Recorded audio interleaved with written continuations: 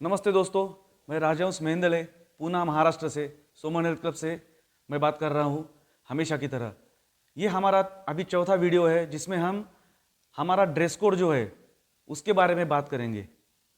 ये dress code हमें पूरे कंपटीशन में रूल्स एंड रेगुलेशंस के मुताबिक ही यूज़ करना पड़ेगा। ओके, तो सबसे पहली बात यह है कि इसका ज़रूरत क्या है और ये एटीट्यूड कैसा रहता है। आप हम सबको मालूम है, जब हम छोटे थे या हमारे बच्चे छोटे थे, तब जब वो पहले दिन स्कूल में गए तो उन्हें क्या खरीदा गया, उनके लिए हमने क्या खरीदा, या फिर हम जब बच्चे थे तो हमारे माँ बाप ने हमारे लिए क्या खरीदा था। किताबें खरीदी थी क्या? नहीं, क्योंकि हम पढ़ना लिखना भी नहीं जानते थे, ABCD भी नहीं जानते थे। सबसे पहले हमारे लिए क्या क्या, क्या खरीदा गया है, तो वो है यूनिफॉर्म। मुझे भी याद है जब मेरे बच्चे भी स्कूल में गए थे तो सबसे पहले दिन उनके ऊपर यूनिफॉर्म पहना हुआ था, उनके हाथ में किताबें नहीं थी, क्योंकि जब यूनिफॉर्म पहना जाता है तो वो विद्यार्थी बन जाता है। इसी तरह से हम जब कंपटीशन का पूरा किट खरीदते हैं, पूरा का पूरा किट पहनते हैं, तब हम कॉम्पिटिटर बन जाते हैं, तब हम पावर लिफ्टर बन जाते हैं।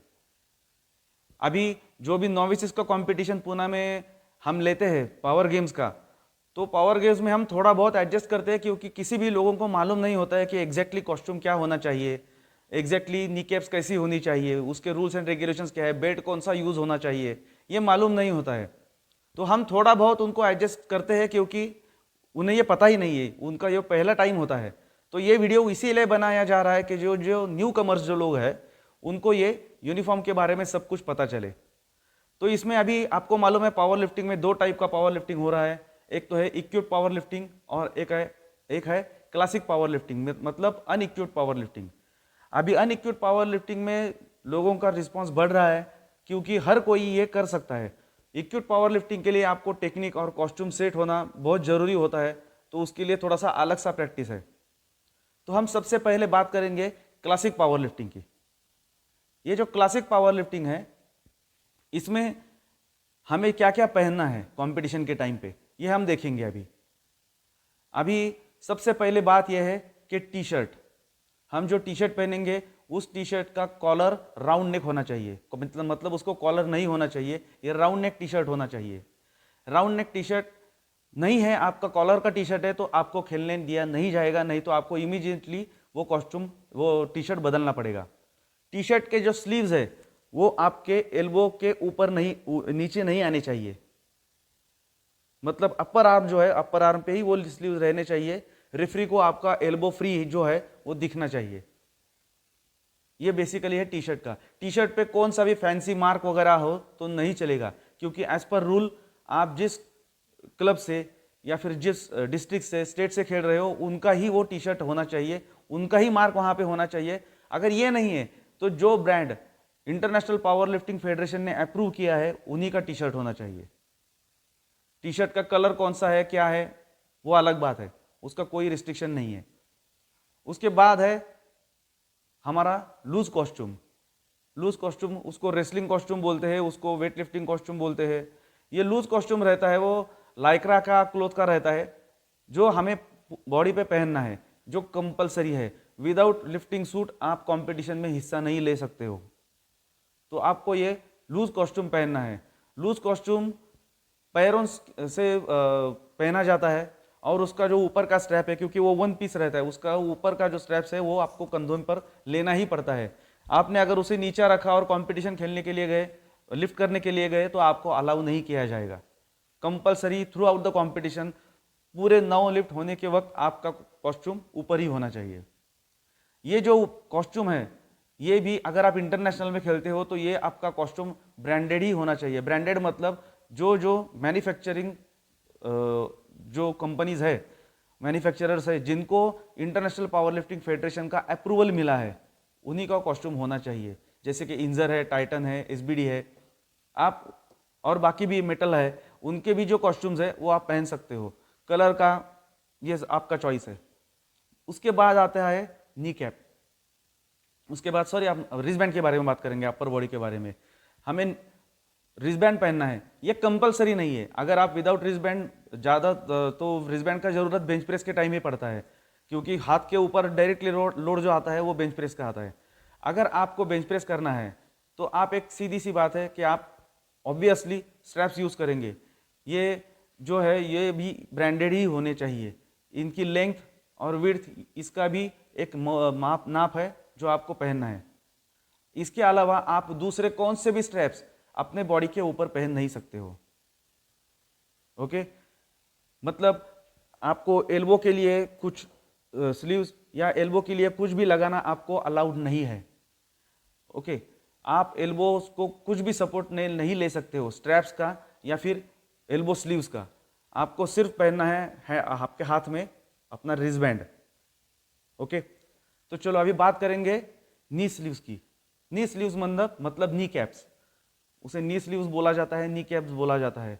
नी कैप का जो साइज है, अपना जो घुटना जो है, घुटने का जो सेंटर पॉइंट है, ओके, वो सेंटर पॉइंट से ऊपर 15 सेंटीमीटर और नीचे 15 सेंटीमीटर, इतना ही लेंथ उस नी स्लीव्स का होना चाहिए। ज़्यादातर एसबीडी के नी स्लीव्स लोग यहाँ पे इस्तेमाल करते हैं और अभी टाइटन के भी नी स्लीव्स है। तो दोनों का जो मैक्सिमम लिमिट है वो है 15 centimetre above knee and below knee. तो ये नी कैप है। आप जब स्क्वाट करोगे या डेडलिफ्ट करोगे तो क्लासिक पावर लिफ्टिंग में आपको स्ट्रैप्स पहनना अलाउड नहीं है। आप स्ट्रैप्स नहीं पहन सकते हो, इंजर या क्रेप बैंडेज, आप कौन सा भी दूसरा स्ट्रैप्स का एडवांटेज नहीं ले सकते हो। आप घुटनों के लिए सिर्फ और सिर्फ नी स्लीव्स ही इस्तेमाल कर सकते हो, ये रूल है। और नी स्लीव्स के नीचे कुछ लोग चीटिंग करते हैं, क्रेप बैंडेज भी बांधते हैं, एक छोटा नी स्लीव्स पहनते हैं, उसके ऊपर दूसरा नी स्लीव्स पहना जाता है। ये अलाउड नहीं है। अगर ये रेफरी के समझ में आता है तो आपको रेफरी डिबार कर सकता है, रेफरी आपका लिफ्ट नो लिफ्ट दे सकता है। तो इतना याद रखिए, चीटिंग अलाउड नहीं है। आप जो कॉस्ट्यूम पहनते हो उस कॉस्ट्यूम के अंदर भी अगर कोई आप एक्स्ट्रा शॉर्ट पहनते हो जो एकदम टाइट है तो वो अलाउड नहीं है। तो ये बात ध्यान में रखिए। टी शर्ट आपका जो अंडरवेयर होगा वो अंडरगारमेंट और उसके ऊपर है कॉस्ट्यूम, बस। अंदर कोई भी शॉर्ट्स वगैरह कोई भी सपोर्टिव कौन सी भी चीज आपको अलाउड नहीं है। अभी बात करेंगे सॉक्स की। जो सॉक्स हम पहनते हैं स्क्वाट और बेंच प्रेस के टाइम पे, अगर आपने हाफ सॉक्स और या छोटे सॉक्स पहने या फिर एंकल सॉक्स भी पहने तो चल सकता है, लेकिन सॉक्स कंपलसरी है। विदाउट सॉक्स अगर आप शूज पहनते हो तो अलाउड नहीं है। बाद में आता है डेडलिफ्ट।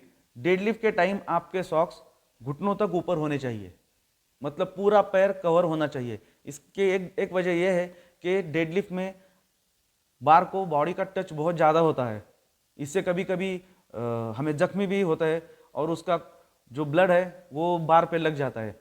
तो ये अवॉइड करने के लिए ये नया रूल है, इसमें आप सॉक्स ऊपर तक आपको लेने हैं। और नीचे जो आप शूज़ पहनेंगे उस शूज़ को आप जो wrestling, weight lifting, indoor game के लिए जो पहने जाते हैं शूज़ वो सभी अलाउड है। स्लीपर्स जो रहते हैं एकदम छोटे पतले जैसे रहते हैं वो भी अलाउड है। लेकिन अगर आपको हिल्स चाहिए तो सोल का जो हाइट है वो 5 सेंटीमीटर के ऊपर नहीं होना चाहिए। 5 सेंटीमीटर बहुत ज़्यादा है, क्योंकि कुछ लोगों को जो फ्लैट फुट रहते हैं वो हिल्स वाला शूज़ पहनते हैं, वो उसके लिए भी एक लिमिट है, तो आप वो शूज़ पहन सकते हो। इसके साथ ही दूसरी बात यह है कि आपका कॉस्ट्यूम, उसके बाद में आपका नी स्लीव्स और उसके बाद में आपका सॉक्स, ये तीनों चीजें अगर एक साथ कनेक्टेड है तो वो नहीं चलेगा। उसमें थोड़ा सा गैप, छोटा सा गैप होना चाहिए जिसमें से स्किन रेफरी को दिखना चाहिए आपका। अभी जो बात बची है वो है बेल्ट। ये बेल्ट कोई एडवांटेज नहीं है, belt is for safety. Belt her lift में, एक्यूट में और अनइक्यूट में आप दोनों में पहन सकते हो, लेकिन बेल्ट के लिए एक बेसिक स्पेसिफिकेशन है, 10 सेंटीमीटर से ज़्यादा उसका विड्थ नहीं होना चाहिए। कुछ लोग कोई फैंसी बेल्ट पहनते थे कंपटीशन में, उनके पास होता है, उनको ये स्टैंडर्ड मालूम नहीं है, जिसका पीछे का जो पोर्शन है वो ज़्यादा बड़ा होता है, 10 सेंटीमीटर के भी ऊपर होता है, तो ये अलाउ नहीं है। बेल्ट के लिए अभी इंडिया में हम कोई ब्रांड का वैसा रिस्ट्रिक्शन नहीं है डिस्ट्रिक्ट और स्टेट में, लेकिन आप जब नेशनल इंटरनेशनल में जाओगे तो आपको जो ब्रांडेड कंपनीज है उन्हीं के बेल्ट यूज़ करने हैं। बेल्ट के लिए ऐसा कोई प्रॉब्लम नहीं है कि आप क्लैंप वाला बेल्ट यूज़ करते हो या बकल वाला करते हो, लेकिन जो बेल्ट आप यूज़ करोगे उसका विड्थ 10 सेंटीमीटर से ज़्यादा नहीं होना चाहिए थ्रू आउट द लेंथ। तो ये बेसिक वो चीज़ है जो हमें कंपटीशन में फॉलो करनी है, और इसे अगर आप इसमें कुछ गलती करते हो तो आपको रेफरी लिफ्ट अलाउ नहीं करेंगे। लिफ्ट कंप्लीट करने के लिए आपके पास 1 मिनट का वक्त होता है आपके अनाउंसमेंट के बाद। अगर आपने इसमें कुछ गलती की और उसको सुधारने के लिए आप गए तो 1 मिनट पूरा हो जाएगा, आपका लिफ्ट खत्म, आपका टाइमिंग खत्म हो जाएगा, नो लिफ्ट हो जाएगा। ये जो वीडियो हमने बनाया है अभी, जो मैंने आपको बताया है, वो है सिर्फ क्लासिक पावर लिफ्टिंग के लिए। क्लासिक पावर लिफ्टिंग के बाद में हम दूसरा जो वीडियो पेश करेंगे वो है एक्यूट पावर लिफ्टिंग के लिए। तो हमारा चैनल आप सब्सक्राइब कीजिए, हमारे चैनल पे बने रहिए। आपको आपके जो भी फीडबैक्स है वो आप भेजिए। मेरा फ़ोन नंबर मैं यहाँ पे दे रहा हूँ। आपके कोई क्वेश्चंस है, कोई क्वेरीज है तो वो भी आप हमको पूछ सकते हो, और एक हम नया सब्जेक्ट लेके आपके सामने हमेशा आते रहेंगे। तो चलो अभी मिलेंगे हम बाद में एक्यूट पावर लिफ्टिंग के ड्रेस कोड के बारे में बात करेंगे। Thank you.